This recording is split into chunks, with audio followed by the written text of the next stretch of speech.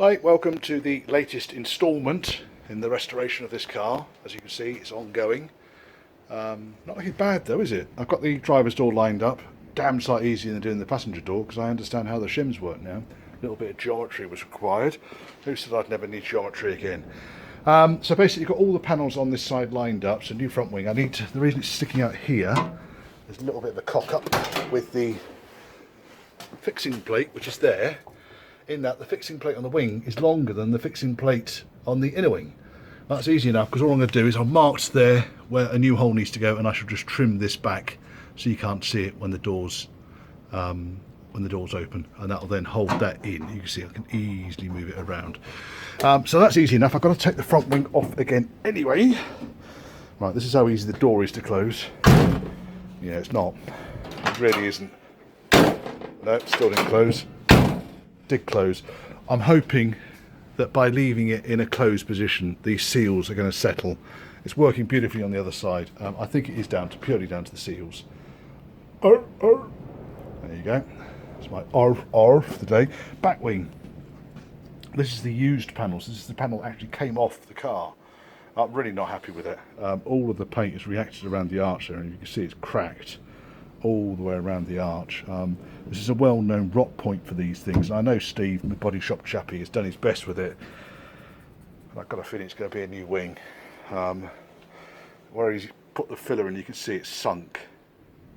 Not like the holes on the roof, which are not filler, they're fish eyes.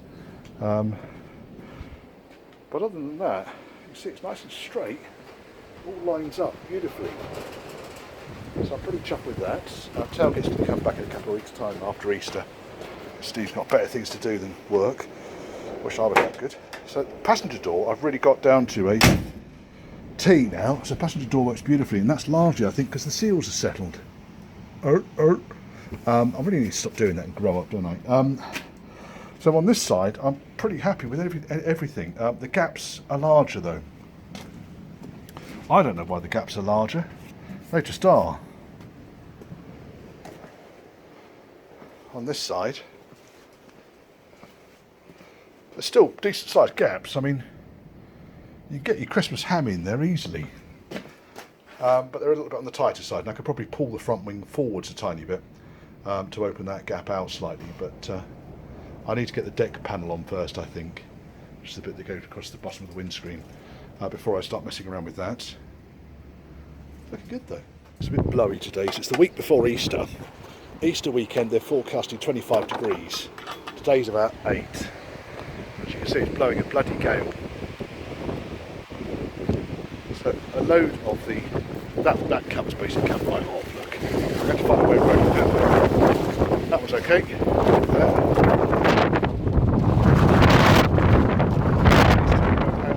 Just that one.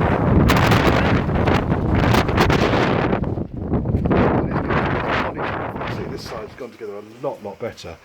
It does, so the door closes quite flush now.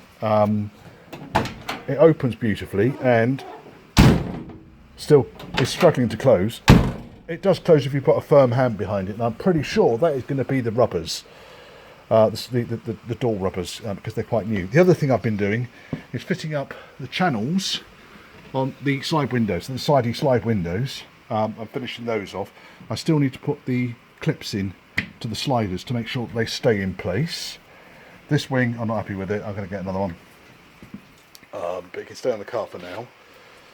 I think tonight I am going to sort the floor out. So there's a couple of these U-clips and screws that didn't quite hold tight enough. So what I've done is I bought some Acme. They're called Acme bolts, but Acme screws, and they're just a really chunky self-tapper with a nut on the head, and they come with their own U-clips. A bit tougher than the style that I've been using. So the style I've been using, they kind of got this split section here like that. That's obviously a smaller version. I'll pretend it's further away. This one is a lot closer, and you can see on this one it's a completely different design, and it's designed for the Acme screw. They tend not to strip. So you can get things done up a lot tighter. So I'm going to selectively tighten a number of the bolts in there. Oh, the window winds up down nicely on this now. So, hey, it does go up and down nicely. It's nice and smooth. The door is now all completely fitted out. I've got to put some of the anti-rattle things in here because some of these things will rattle when you slam the door. Hence, you can hear rattles in there. It's not horrific. Might have found a little problem. So, this pad here is one of the captive plates that the seat bolts onto, and it rests on the chassis. There's normally a bit of rubber that goes in between that as well. So that's not a problem. And you can see the holes where it goes through. It goes there. And looking through the holes, what can you see? Fucking fuel line. Right, so I've got to move the fuel line this way about 1 centimetre. Didn't think about that, did I? What an arsehole. Right, okay, so that's that one. That's probably fairly easy to do. It's so nice that door closes. That's fairly easy to do. Another one for the other side.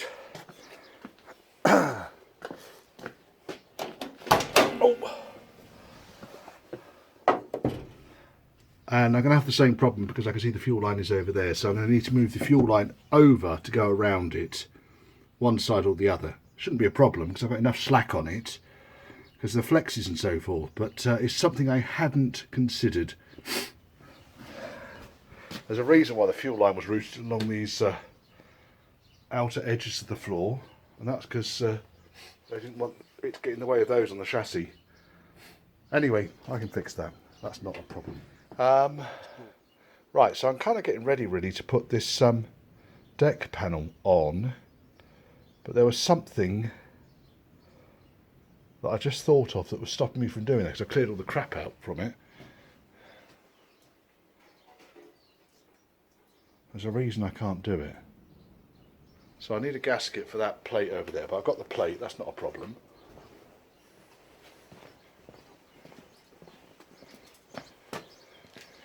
So I've got this fella here.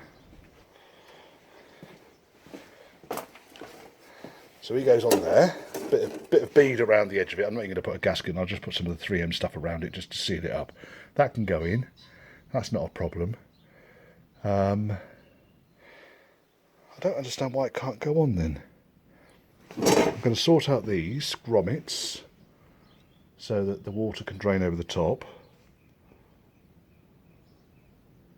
There was a reason I couldn't put it on. I just thought of it and thought, ah, yes, can't. Oh, I know what it is.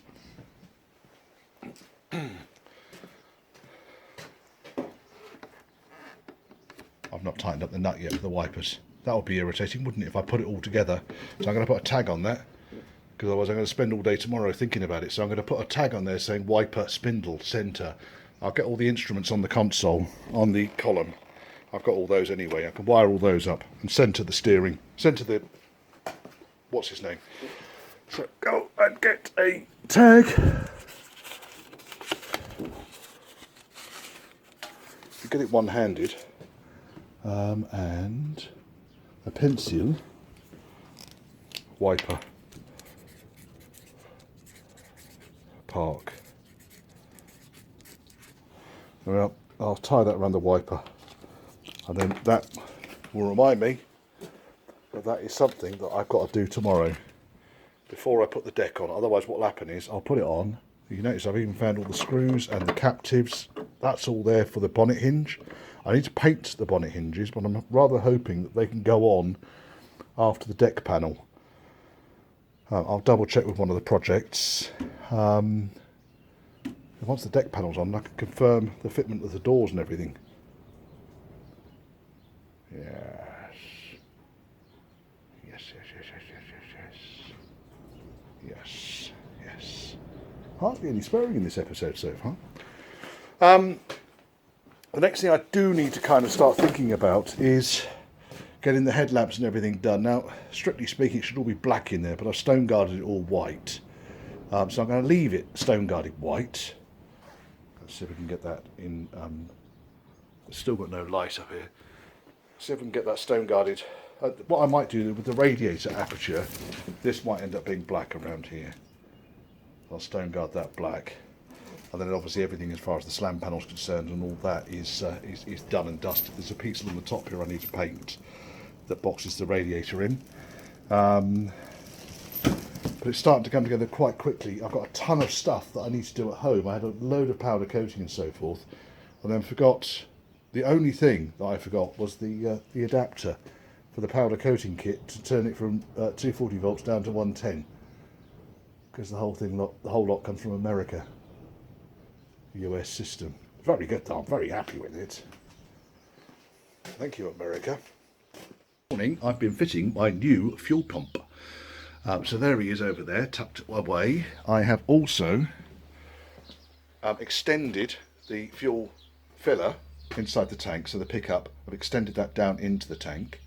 It only needed about another 2 centimetres, and it's bottomed out in the bottom, so bottomed out in the bottom for now. So now I can blow bubbles into the fuel tank, which is good news. Because I had to remove the filter off the end of the pickup and put a piece of ethanol fuel friendly pipe on it, I've had to put a inline filter, ta-da, in front of the fuel pump. So there's the inlet for the fuel pump, in, out. Okay. The next thing I was going to suggest, my today's top tip.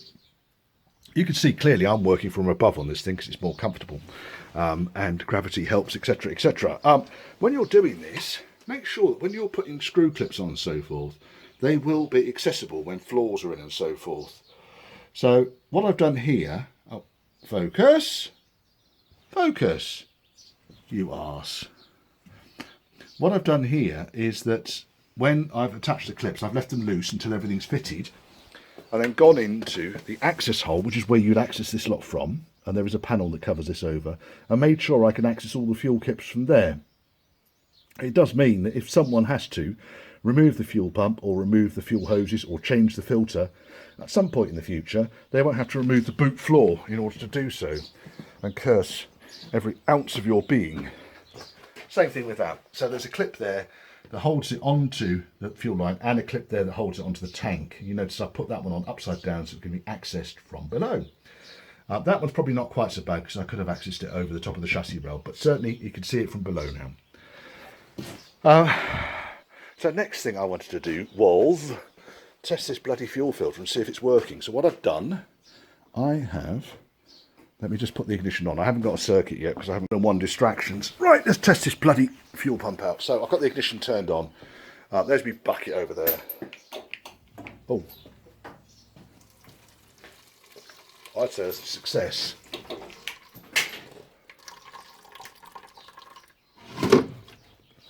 Whoops, dripping onto the manifold. So I'm going to put the hose from the filter up on the carburettor and check the whole thing for leaks next, and then we can start him up. Yay! Runs nice and quietly. Let's just check for leaks around and about. Fuel tank, no. Fuel return, nope. And fuel pump.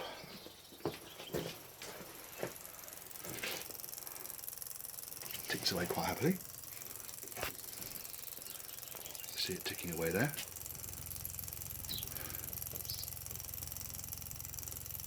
Just sucking its fuel through. It's already big. No, it's not a big lump of crap, it's just a bit of paper. It doesn't seem to be making any nasty smells. Let me see if it starts.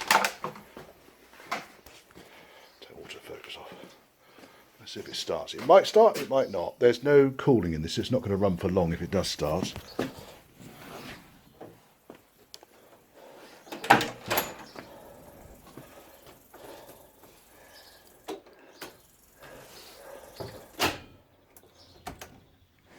Well, that was that. Battery wasn't connected. Oh, look, door closes.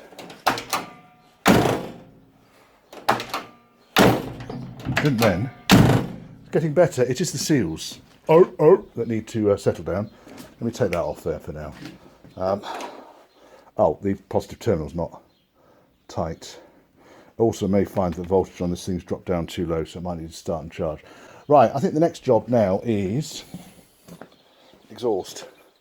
So I've got the exhaust here. Nice new shiny length. I found all the bits to mount it on. So I think that's the next thing I do, is put the exhaust through, then I can put the boot floor in. Yes. Holy crap. You want to spend like 3 hours doing a job that should take you about 10 minutes? Try fitting a rear section on the exhaust pipe on one of these things. Okay, it's a cheap pattern part, but God's teeth, I didn't think it would take that long. Anyway, it's all in. I need to lower the centre silencer by 1 washer. I can't get the tailpipe straight. I'm going to go at it with an angle grinder or a hacksaw, and I'm going to straighten it off.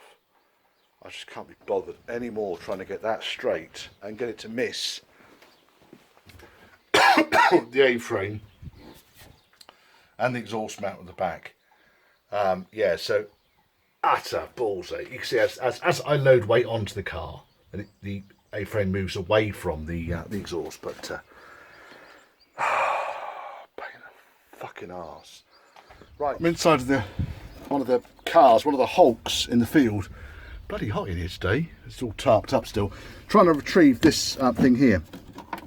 This is the gearbox surround that I have temporarily misplaced for the car that I'm working on. And right underneath the heater box there is one last bolt. So this actually answered my question as to whether I can put the heater in before this part or after it. And it would appear that it needs to go in after. Now this is about to shear off this bolt, I think.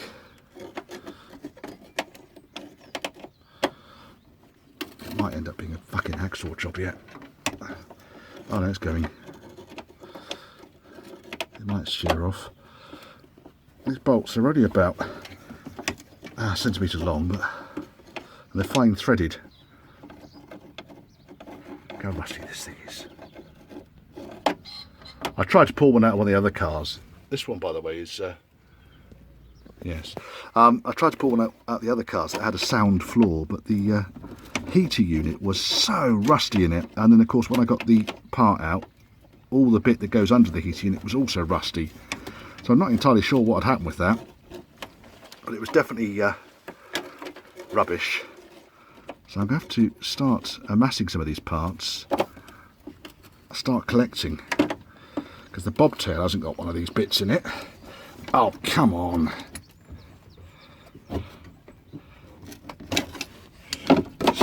It's so flipping close. There's the bolt. It's under there.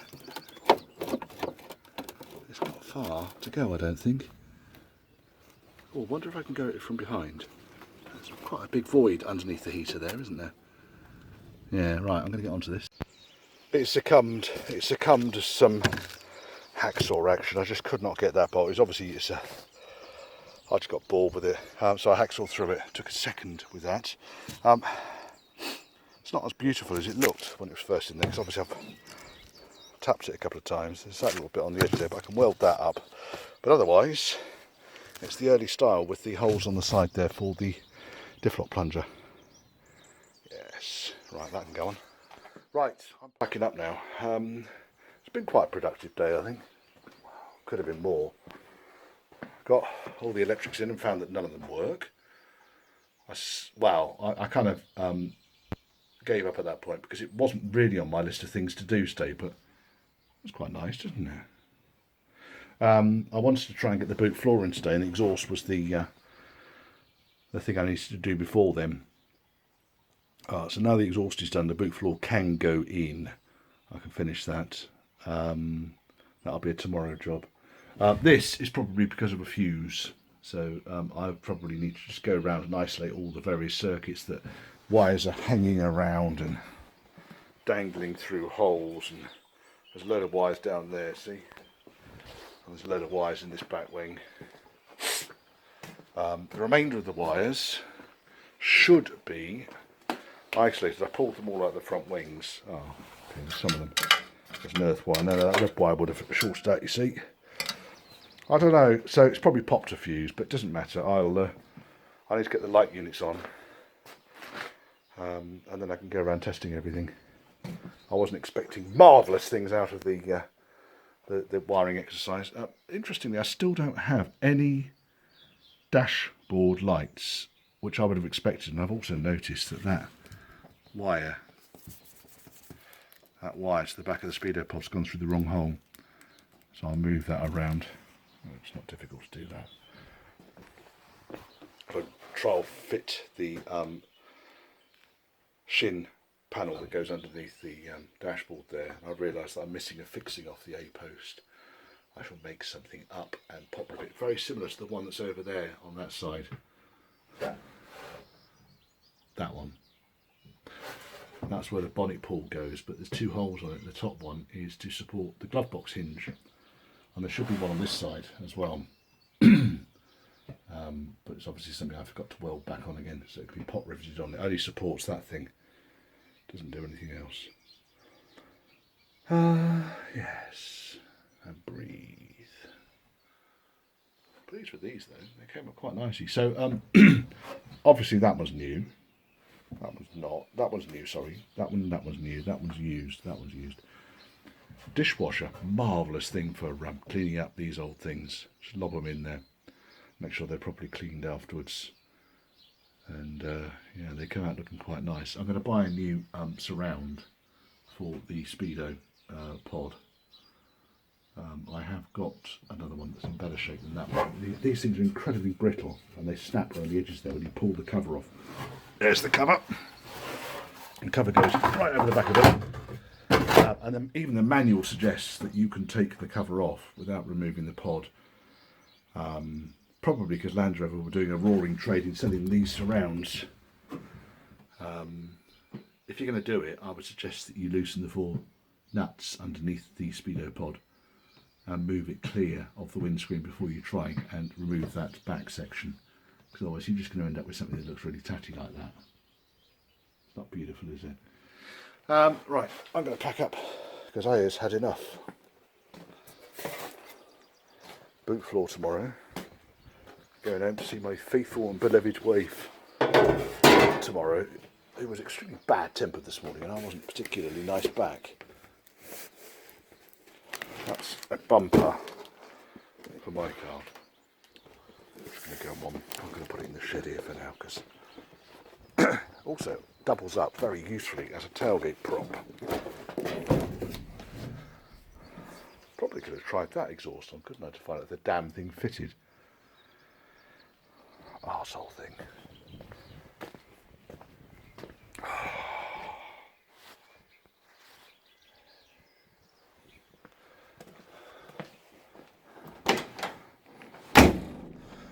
That's nice. Oh yes.